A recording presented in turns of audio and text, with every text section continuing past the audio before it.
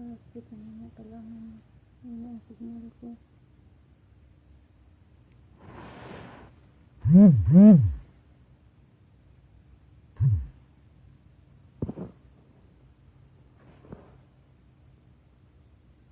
Hello po. Pawala-wala yung signal. Hindi ko makita yung mga nag-join, nanonood.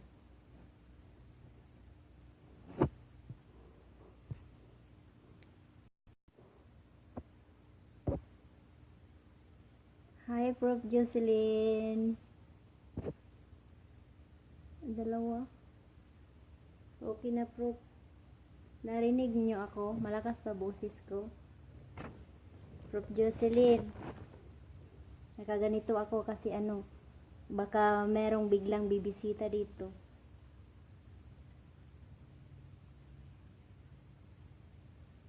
Hi, Minto Rose. Mahina pa?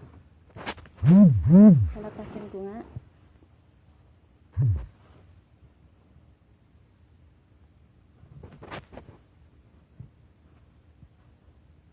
Ayan, malakas na po.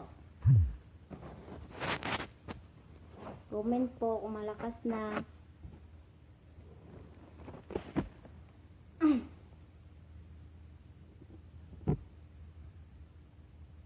Good afternoon, Minto Rose.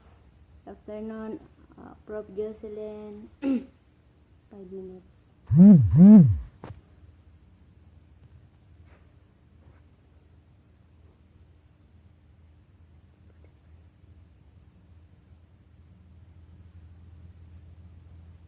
Malakas na po, Prof. Jocelyn, Minto Rose, yung boses ko.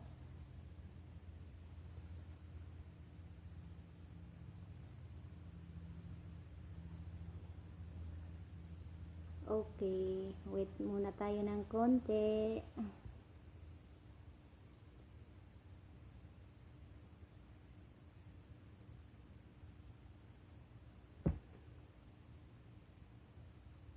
Pag mawala ko bigla, yan, may bisita. Oh, Minto Rose, Asgar, dalawa. Dalawa ang nanood, 3 na lahat. Si Minto Rose Asgar Bolio at saka si Minto Rose Asgar. Nasaan na yung isang isang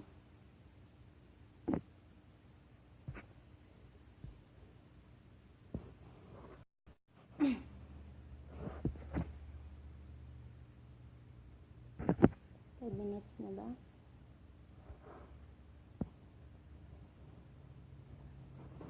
Mag-invite tayo ulit.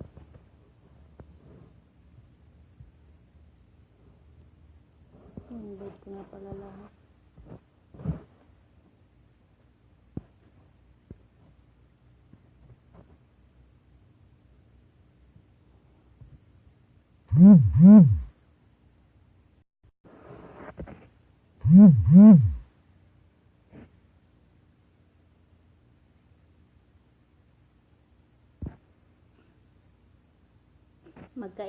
Magkaiba. Isa lang yung may-ari, Prof. Jocelyn. Pero magkaiba yung Hi, Upline Irene. Hello po. Kumusta? Thank you. Apat na. 5 minutes na. Mag-start na ako. Okay, tapos na po yung 5 minutes.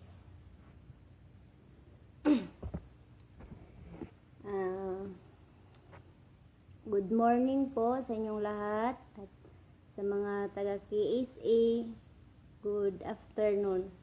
Ako po pala si Prof. Charito Siromo, recently isang OFWs ng Saudi Arabia.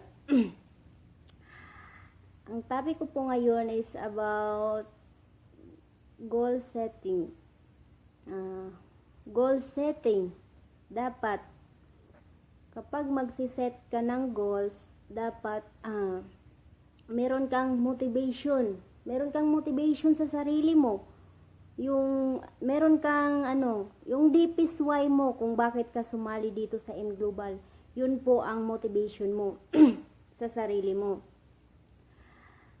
Kaya, kapag nagsiset ka ng goal, dapat SMART is specific, A. measurable, A. attainable, R. realistic, and T.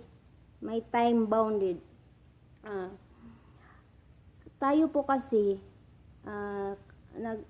kapag nagsiset tayo ng goal, meron tayong kanya-kanyang deepest why. Kung bakit. Hello, Charlo. Thank you for watching. Meron tayong kanya-kanyang why o deepest why. May iba na gustong magkaroon ng sasakyan, house and lot, o time freedom, financial freedom. Kanya-kanya po tayo. Dapat yung mga why natin, yan po yung motivation natin sa ating sarili.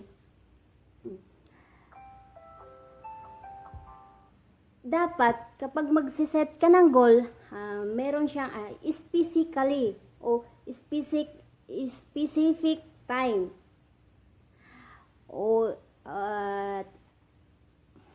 identify the obstacles. Kung malaki yung obstacles, malaki yung tatrabahuin mo.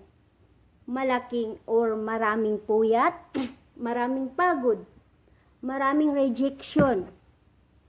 Yung iba hindi na lang magsiset ng goal kasi sabihin sa sarili, hindi na lang ako magsiset ng goal kasi kapag malaki yung obstacles, malaki yung tatrabahuin ko. Kapag walang obstacles, wala akong gagawin. Ganon. Pero dapat, may motivation po tayo. Yung deepest why natin. Yun po ang panghahawakan natin para ma-achieve yung goals natin. Minsan kasi